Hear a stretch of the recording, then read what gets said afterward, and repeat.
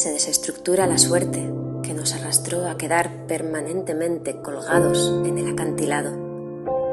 No hay nada más enormemente vacío que ver que nos buscamos sin saber encontrarnos en el salón de una casa en la que ya nada se espera salvo el derrumbe de unos muros capaces de haber sido y que solo han perdido y que saben demasiado bien lo que es volver a empezar.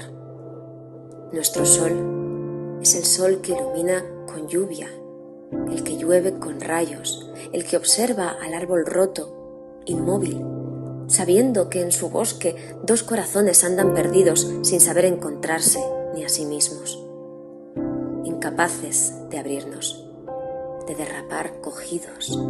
Entera o herida yo seguía a tu lado, pero ya nada quiero y nada pido.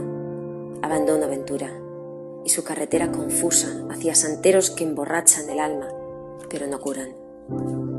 Tal vez, cuando uno menos lo espera, se incendian las palabras con verdad. Tal vez abandonemos el correr hacia ninguna parte. Tal vez sea cuando se desea perder, saber perder, dejar perder.